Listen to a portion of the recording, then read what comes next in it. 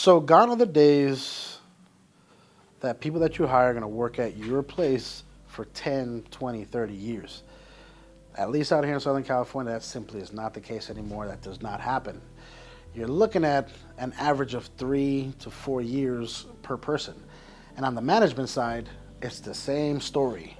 So what we're going to talk about today is of hiring a good person for the job, because we can never say the perfect person for the job, but a good person for the job that's going to last you and that's going to perform during their tenure. Mike Diaz here from LMS Logistics Solutions. Welcome back to the channel. If you're liking our content, please remember to like, share, and subscribe, and also hit that bell notification so we can see you on the next one. Leave any questions and comments on the comments below. And if you want to get in contact with me direct, my email will be in the description below. So for starters, you got to have a good screening process, a good way to review and evaluate resumes and references. Now, there's a whole bunch of different strategies that I've seen out there. You know, with bigger corporations, they have an HR team, they'll have a hiring manager, which that to me is a no-go because they're disconnected from the position. Unless they really have a good synopsis of the position, have done it, have operated within it, know the needs of that position and what the company's looking for, they're obviously not going to be as successful as someone else that does, looking for that candidate. You also have companies that use headhunters. A long time ago, I was hired on for Motorola, and I was approached by a recruiting company. That recruiting company charged Motorola like 15 grand to find me.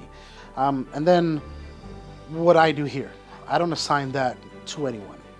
I've done the job before. I know what I need. I know what I want. I know what's required to run my facility. Therefore, I do the reviews. I do the interviews. I do pretty much the whole process. And I'm the perfect person to do it because I know exactly what I want.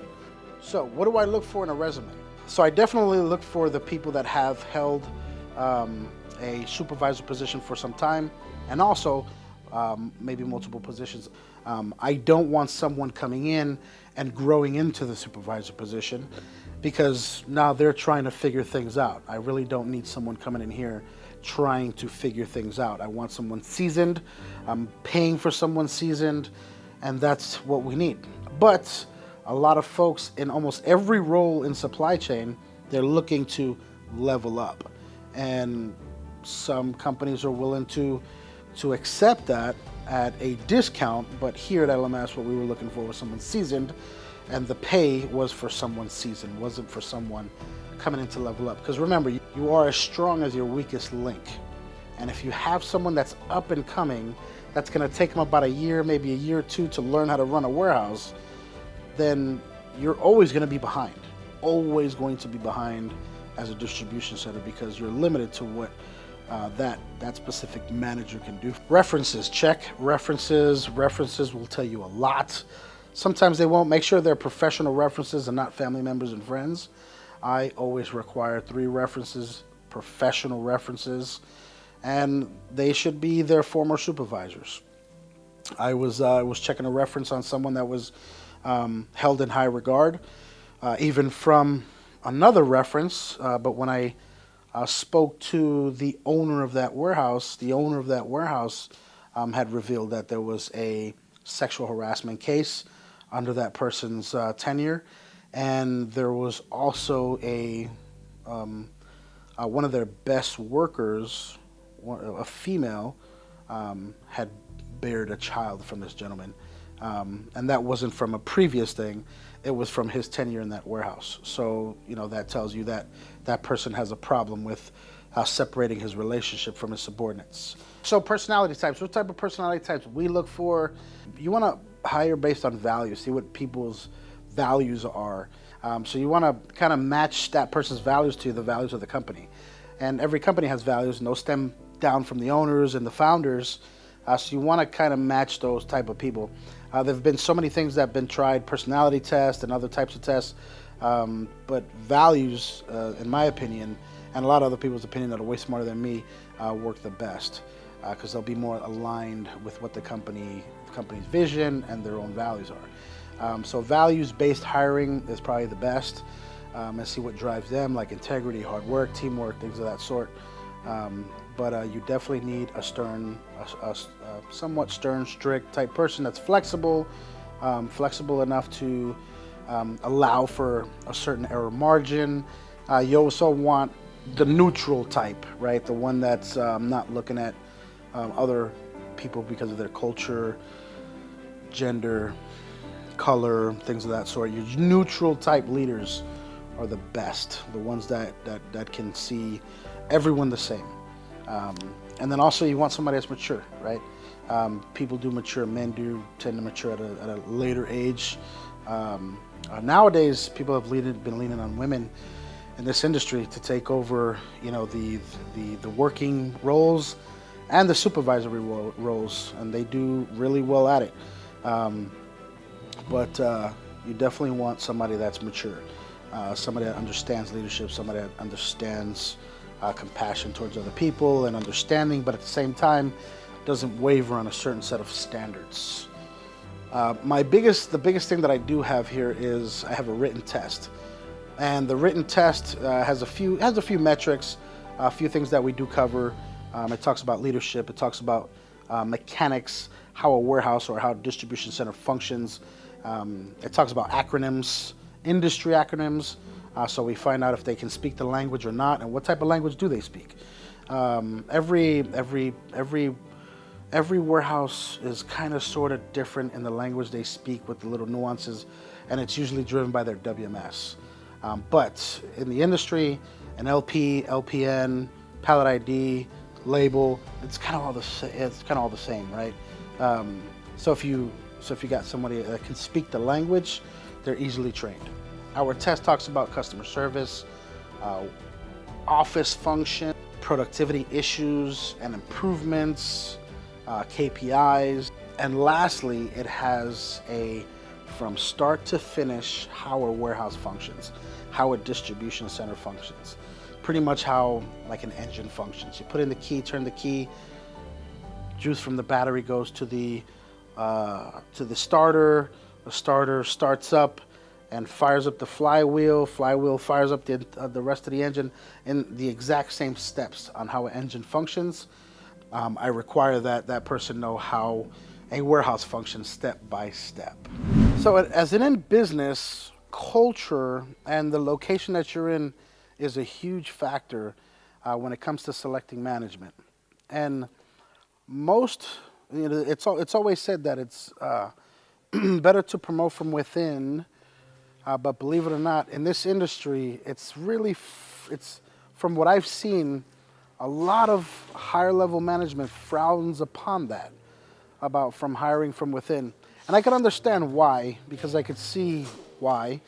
A lot of times, the people working at the lower levels, there's very, very few of them that you can elevate to that position, to a management position. And a lot of times it comes to they don't want the responsibility, they don't want to be in charge of people, they just want to work. That's understandable, but a lot of folks really don't have what it takes to lead. And it's sad because your best bet is hiring somebody from within. They know how the company works, they know the culture, they're familiar with everything around them you would expect after working here for a couple of years. But a lot of times, logistics companies find themselves bringing in management from outside. And a lot of times, is a problem. You have new managers that come in, and they're nepotist. They create some level of nepotism in the warehouse where they start bringing in their own people, or their friends and their family. That hurts the environment. That hurts the culture. I've seen a lot of times where a company will bring in an office manager, and their warehouse manager quits. And a lot of times for no reason. Maybe they just don't like each other, or they just don't like that first impression of each other, and that next person will just get up and leave. So it's really tough when it comes to hiring a manager for your facility. And then you have folks that think they deserve the job because they've been there for a while now. and they don't know that, they're not ready to lead. They're not ready to take a leadership position. But culture and your location is huge. So just like in international business, right? If you're dealing in China, you probably want to hire someone that's Chinese, or at minimum of Chinese descent, and that speaks the local language, right? So the same thing here. I'm a New Yorker, and now I'm dealing with Californians. And New Yorkers tend to come off as a little bit too harsh, maybe aggressive. I get the word asshole a lot, but that's just how we are. We don't small talk, we get on things, let's go. A Californian will see you changing a tire and say, ooh, that sucks, you got a flat tire, and bye. And then a New Yorker will come by and say, what are you doing, you dummy? How'd you get a flat tire? Give me that thing, let me change it for you. So that's kind of different in the two cultures. So can you imagine bringing in someone like myself from New York dealing with Californians? In the beginning, I got a lot of resistance because people they didn't understand me and my nuances, and neither did I understand them and their nonchalantness. So it was tough integrating and becoming a leader of Californians. And then I was coming out of the military, so now I was a leader of civilians. That was even worse. In LA, it's a lot more diverse, so you have a little bit more diverse culture out there. But here in the IE, they're predominantly Hispanic. And the Hispanic that's there, it's a Mexican. So you can bring in a Hispanic manager, and if that manager's like me, it's Puerto Rican, two different Hispanics, we're two different coasts, we speak almost a different language. So Mexicans can't understand Puerto Ricans because of the way we talk. So you got your different races, and then what about your generations? If you have a lot of young folks and you bring in an older manager that really doesn't understand the younger generations, you're gonna have issues there as well. They're gonna clash. So you're gonna have to bring in somebody that's, within a certain generation, within a certain year span. Can't have too much of a generational difference because then you'll have clashes. Now, I say this because our managers here at LMS, our managers are here at the ground level. Some of them come in and say, where's my desk? Where's my office? And I tell them, you're in your office. Your office is 100,000 square feet. So where's the office, back at division? You in the office, baby. Going up.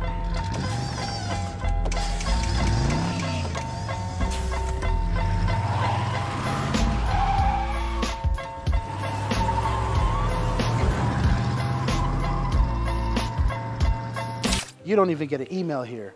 If you're a manager, you're on the floor managing. It's said that former military is best to hire as management and overall.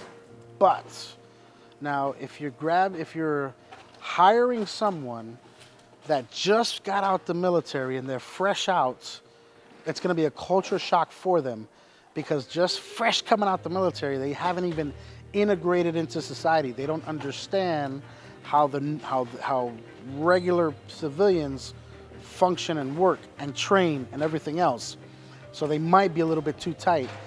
Same said for a retired military person. If they just retired, they got 20, 25 years under their belt in the military, and now they're in a non-military town where folks don't understand what the military is like, and you got a bunch of civilians that might clash a little bit. So one more thing to consider is you can have a conservative type person from a conservative state, let's say a person from Texas that has just relocated to a progressive state like Washington or Massachusetts, and imagine the type of clashes that person is gonna have, just, not because they're conservative, or, who's conservative and who's more liberal, but generally the values of those people are different, right? So you are gonna have clashes.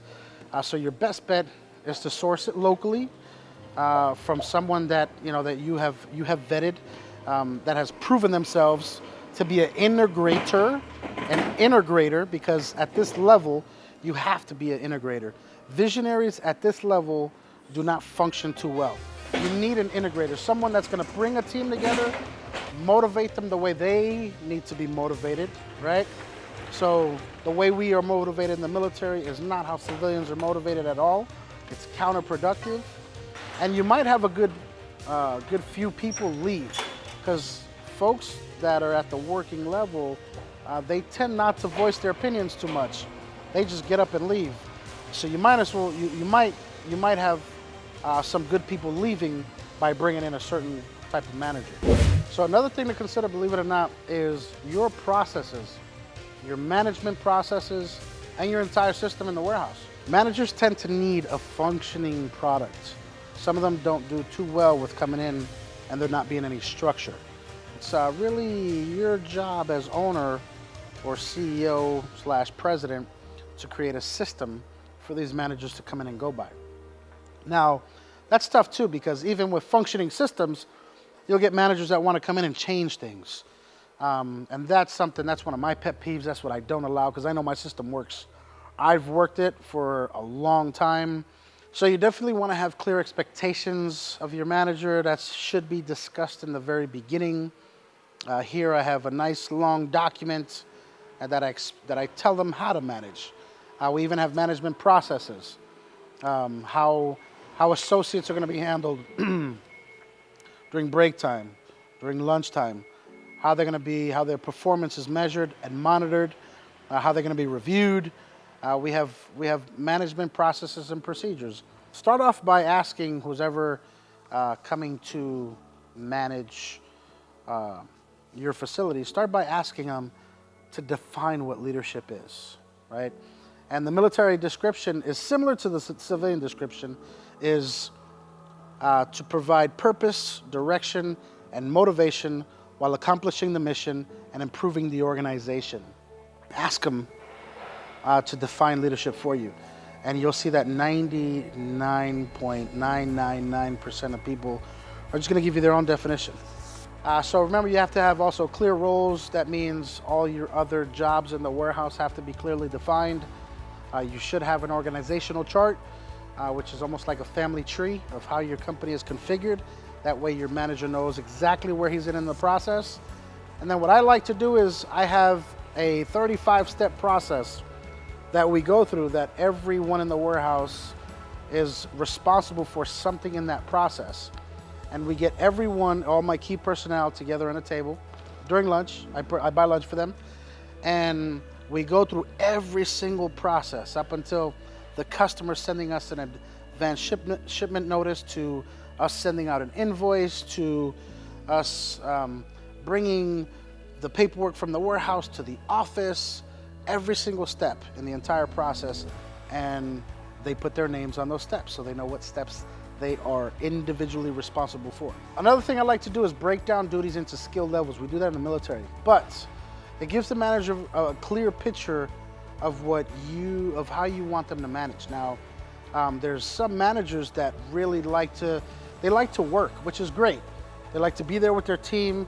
They like to work on things, but sometimes managers get too hung up on being on the forklift and loading trucks, or being out in the back and picking and labeling, because while that's happening, something else is happening on the back end or on the other side that they're not paying attention to. So your manager can't be too forward.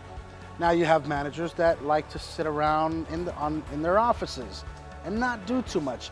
You guys know who I'm talking to. You guys are out there. We've had them here before.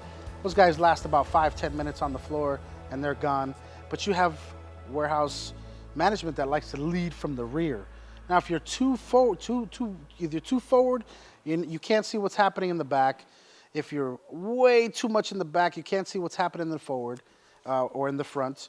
So in the military, we learned that managers or leads or supervisors or leaders have to be in the middle, right? You can't be too forward, you can't be too backward.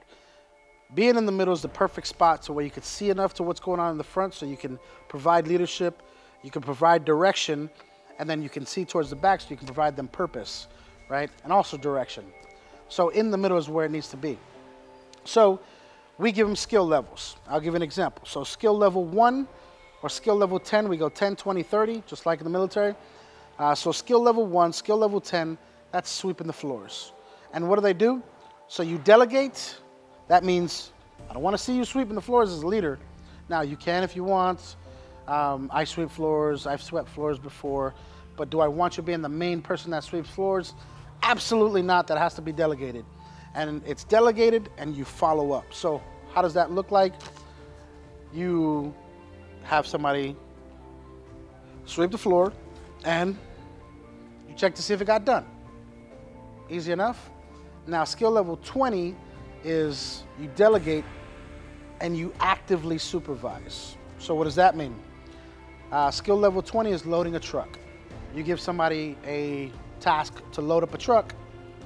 It's not that you have to sit there and watch that person for the whole time, but you are paying attention to what's going on. Skill level 20 is picking orders. You're paying attention to what's going on. You're actively supervising these guys. You're giving them direction, you're giving them purpose, you're watching their speeds, you're checking their orders. That's level 30, level 3. That person is in the middle, making sure that those trucks are getting loaded correctly, making sure that those orders are getting picked correctly, and that everything's going according to procedure. Now, skill level 3 or skill level 30, you execute. That is our guidance here. That's how we do it here. You can delegate it, but that is 100% your responsibility. And we know that in the military, you cannot delegate responsibility. You can delegate authority, but you cannot delegate responsibility. So your guidance is skill level 3, you execute. And what does skill level 3 look like? QAing orders, checking orders, you're assigning loads to truckers. This is the last thing that goes out. So if you assign the wrong load to the wrong trucker, that's bad juju. I have my supervisors handle that. Because they need skin in the game. You know, I need somebody with skin in the game to be able to handle those functions. I've had it to where before it wasn't like that, and there's been major mistakes, like wrong containers going to Hawaii, where we were facing the potential to have, you know, a $20,000 mistake. So we break things down into skill levels, and that tells your manager, your management, or your supervisor where they need to be in the process. So to sum everything up, you want to have standards. Have a certain set of standards. Let those be your guiding principles when hiring and looking for management. Do not waver in your standards, because I have before. And every time I have wavered on those standards, I've always made a hiring mistake. Remember to be slow to hire, quick to fire, because the ones that you don't fire, those are going to be the ones that have the most negative impact on your business. And remember, culture is very important in this type of environment because of the work that people are doing. So have a solid hiring process and follow that process all the time. Have a solid screening process. I would advise not to outsource that, to handle it yourself as the founder / owner or operator. Understand your location. Hire based on values, because that's important. And have a good system. Have a great system that you can hand it over and expect a great product back from that manager. Because remember, at the end of the day, you want to set your manager up for success. If you give them a shitty product, expect a shitty product back in return. So keep your standards high. And if you got any questions, comments, remember to throw them below. If you want the test that we use for our managers, send me an email. I will send you the test. It's like I mentioned before, it's common knowledge. I came up with that. It just came out of my mind. I looked up nothing in the internet. It's just what I knew about warehousing. I threw that in acronyms. I threw that in operations, leadership, and all that good stuff. It's a great test, and it's not multiple choice. So the great thing about it is 5 correct answers, a lot of incorrect answers, but those correct answers that they give you tells you at what level they see things at. It tells you if they're looking at things at an associate level, at a lead level, supervisor, manager, owner level. So as you read their answers, you'll know from what lens they're looking at things. And that tells a lot about a person. So if you want that test, send me an email, I'll send it to you. And until next time, thanks for watching. Remember to like, share, subscribe. We'll see you in the next one. Mike out.